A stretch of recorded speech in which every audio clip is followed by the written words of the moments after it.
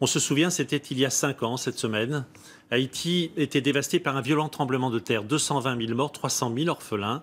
Une partie des dons récoltés après le séisme a permis de construire des orphelinats comme celui de la Croix des Bouquets, là où se sont rendus Jocelyn Huchet et Bertrand Guez.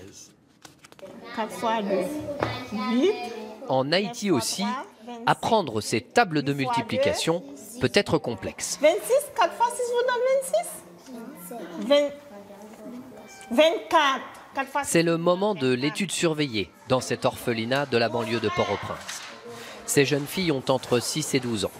Leur vie a été bouleversée le 12 janvier 2010, quand la terre a tremblé en Haïti, provoquant la mort de 220 000 personnes. Beaucoup d'entre elles ont connu l'horreur du séisme. La maison est tombée sur moi.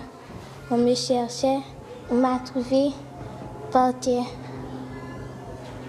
Et t'es resté longtemps? Oui. Combien de temps t'es resté? 3 jours. 3 jours sous les décombres? Oui. Ma mère était dans la maison et je voyais que la terre tremblait et ma maison est tombée par terre. Oubliez les orphelinats avec d'immenses dortoirs. Ici, les 150 enfants sont répartis dans de petites maisons. Oui. Une douzaine de filles qui dépendent d'une maman de substitution. Comme vous le voyez, j'étais en train de repasser les vêtements des enfants. Comme une vraie maman, finalement. Oui, comme une vraie maman. 300 000 enfants sont devenus orphelins en janvier 2010. Des milliers d'autres ont été abandonnés par leurs parents, qui n'avaient plus les moyens de les nourrir après le drame. Venez, nous allons jouer. Face à l'urgence, cette religieuse a voulu construire ce foyer, avec les dons de l'ONG Caritas.